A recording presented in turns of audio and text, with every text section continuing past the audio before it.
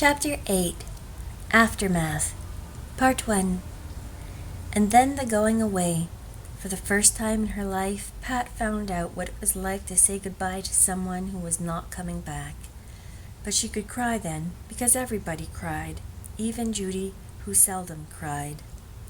"When I feels like crying," Judy was accustomed to say, "I just do be sitting down and having a good laugh." She would not let Pat stand too long, looking after Aunt Hazel, tranced in her childish tears. "It's unlucky to watch a parting friend out of sight," she told her. Pat turned away and wandered dismally through the empty rooms. With everything so upset and disarranged upstairs and down, Silverbush wasn't much like home at all. Even the new lace curtains seemed part of the strangeness. The table, that had been so pretty, looked terrible, untidy, crumby, messy, with Aunt Hazel's chair pushed rakily aside just as she had risen from it. Pat's brown eyes were drowned again. "Come along with me, darlint, and help me out a bit," Judy, wise Judy, was saying. "Sure, and your mother has gone to bed, rail played out with all the ruckus, and small wonder, and Winnie's tying herself into kinks with the stomach ache, and that's no puzzle after with the way she was stuffing herself. So there's nobody but us to look after things. We'll leave the dining room as it is till morning, but we'll straighten up the parlor and the bedrooms. Sure, and the poor house do be looking tired." Judy had doffed her silk and high heels and company voice, and was in her comfortable old drugget and brogan and brogue again. Pat was glad. Judy seemed much more homelike and companionable so. "Can we put all the furniture back in its right place?" she said eagerly. Somehow it would be a comfort to have the sideboard and the old parlor rocker that had been put out of sight, as if too shabby, and the vases of pampas grass that had been condemned as old-fashioned, back again where they belonged. Oh, we'll do that, and lave off looking as doleful as if your Aunt Hazel had been buried instead of being married." "I don't feel much like smiling, Judy." "There's reason in that. Sure, and I've been grinning that much today I feel as if I'd been turned into a chessy cat. But it's been one grand wedding, so it has, and the like of it Jin Benny will never see for all of her city beau. As for the supper, Government House itself couldn't bate it, and the ceremony was that solemn it would have scared me out of the notion of getting married if I'd ever had any." "I would have cried and spoiled it all if it hadn't been for you, dear Judy," Pat said gracefully. Oh, I wasn't blaming you. I knew a big, handsome bridesmaid once, and she burst out whopping right in the middle of the ceremony, and the things people did be saying, such as she was crying because she wasn't getting married herself, when it was just her full heart, and that it was better than the bridesmaid that was laughing in the middle of things at Rosella Gardner's wedding. No one ever did be knowing what she laughed at. She would never tell, but the groom thought it was at him, and he never would spake to her again. It started a ruckus in the family that lasted 40 years. The little things that do be having a big ending." Pat didn't think that for the bridesmaid to laugh in the middle of a ceremony was a little thing. She was very glad nothing like that had happened to make Aunt Hazel's wedding ridiculous. "Come now, and we'll swape up all this confetti stuff first. The old days of rice were better, I'm thinking. The hens got a good feed, anyhow. This table do be looking like the relics of old decency, doesn't it now? I'm seeing one of the good silver carrying jugs has got a dint in it, but when all's said and done, it don't be looking much like the table did after your great Aunt Margaret's wedding over at the Bayshore farm. That was a Tommyshaw." "What happened, Judy?" "Happened, has it? You may well ask. They had a fringe cloth on the table, be way of extra style, and when the groom's cousin, old Jim Milroy he is now, Jim with the beard he was called then, he had the magnificent beard, sure and 'twas a shame to shave it off just because it went out of fashion. Well, where was I at? He went up to get from the table in a hurry, as he always did, and didn't one of his buttons catch the fringe, and away went fringe and cloth and dishes and all. Never did anyone see such a smash. I was down at the Bayshore to help them out a bit, and me and your Aunt Frances cleaned up the mess, her crying and lamenting all the time, and small blame to her. All the elegant dishes smashed up and the carpet plastered with the stuff that was spilled, never to spake of the poor bride's dress as she claimed Rowan to be a great cup of tea tipped over in her lap. Oh, I was a young scallop of a thing then, and I thought it a great joke, but the Bayshore people were never the same again. Now run up to your room and put off your finery and we'll get to work. I believe we're after having a rainy night of it. The wind's rising and as dark as a squaw's pocket already. It was such a comfort to put things back in their places. When the job was finished, Silverbush looked like home again. Darkness had fallen, and rain was beginning to splash against the windows. Let's go into the kitchen now, and I'll get you a tasty little bite before I do be setting the bread. I noticed you didn't ate anything of their fine spread. I've a pot of hot pea soup I brewed up for myself, keeping warm on the back of the stove, and there's some chicken left over, I'm thinking. I don't feel like eating with Aunt Hazel gone, said Pat, rather mistily again. That thought would keep coming back. Oh, fat sorrow is better than lean sorrow, my jewel. Here now, ain't this snug as two kittens in a basket? We'll shut out the dark.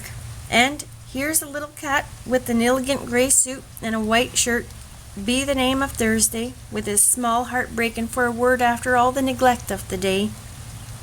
A fierce yowl sounded outside. Gentleman Tom was demanding entrance. Let him in, Judy, said Pat eagerly. She did so love to let things in out of the cold. Pat held the door open for a moment. It was a wild night after the lovely day. The rain was streaming down. The wind was thrashing the silver bush mercilessly. Snickle Fritz was howling dolefully in the church barn, since Joe was not yet back from the station to comfort him. Pat turned away with a shiver. The peace of the old kitchen was in delightful contrast to the storm outside. The stove was glowing clear red in the dusk. Thursday was coiled up under it, thinking this was how things should be. It was so nice to be in this bright, warm room, sipping Judy's hot pea soup and watching the reflection of the kitchen outside through the window. Pat loved to do that. It looked so uncanny and witch-like, so real, yet so unreal, with Judy apparently calmly setting bread under the thrashing maple by the well. Part 2. Pat loved to watch Judy set bread and listen to her talking to herself as she always did while kneading and thumping. Tonight, Judy was reviewing the church wedding. Oh, she was dressed very gay outside, but I'm wondering what was underneath. Sure, and it's well as if no worse than patches. Bertha Holmes is the pert one, only 15, and she do be making eyes at the boys already. I remember her own aunt's wedding, when she was about the age of Pat here. She was after throwing herself on the floor and kicking and screaming. Oh, wouldn't I like to have had the spanking of her. Simon Gardner was by way of being rail groomed up today. Sure, and when I saw him so starched and proper in his pew, looking as if he was doing the world a big favor by living, it was hard to believe the last time I saw him he was so drunk he thought the table was following him around. And crying like a baby he was, because it would be sure to catch him, having 4 legs to his 2. It tickled me rims that, it's little folks know what other folks do be thinking of them in church. And would you listen to old man Taylor calling his wife sugar pie, and him married 30 years, the old softy. Though maybe it's better than George Harvey and his old woman. There was old Elmer Davidson stumbling in late when the ceremony had begun and spilling the solemnity. He'll be late for the resurrection, that one. Mary Jarvis and her yelping when they were signing the papers. Them that likes can call it singing indeed. The great aunts of the Bayshore farm were after being a bit more stately than common, be way of showing their contempt for both Gardners and Madisons, I'm thinking. Sure, and it's a wonder they consented to come at all. But the supper would give them one in the eye. It's a long day since they've sat down to such a spread, I'm thinking.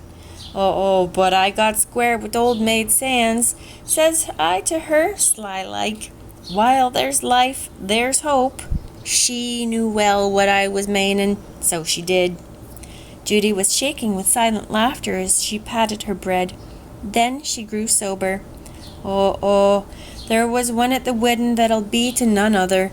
Kate Mackenzie has got the sign. What sign, Judy? Asked Pat drowsily. Oh, I forgot little pitchers have the long ears, darlint. 'Tis the death sign I meant, but it do be life. There's always the birth and the death and the bridal mixed up together, and a nice cheerful wedding it was in spite of all." Pat was almost asleep. The downtrodden black cats were beginning to trot around the rug under her very eyes.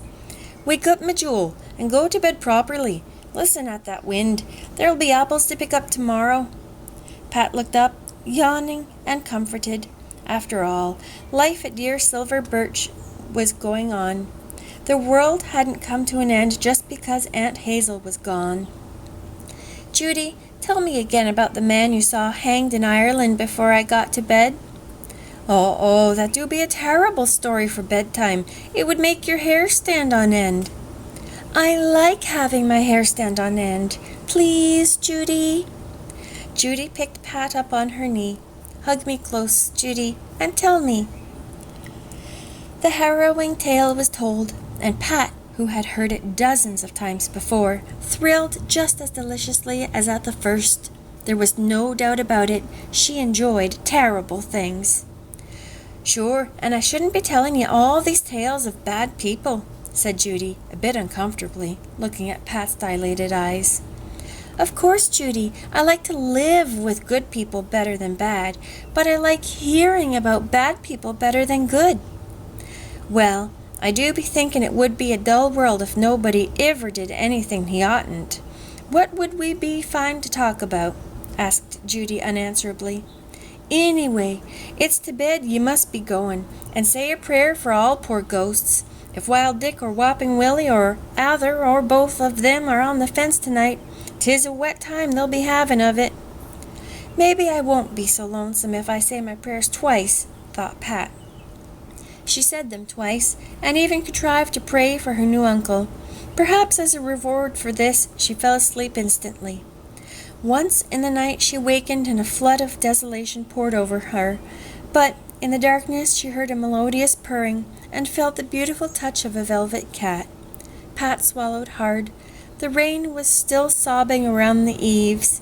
Aunt Hazel was gone, but Silverbush held her in its heart, to lie in this dear house, sheltered from the storm, with Thursday purring under her hand, apples to be picked up tomorrow.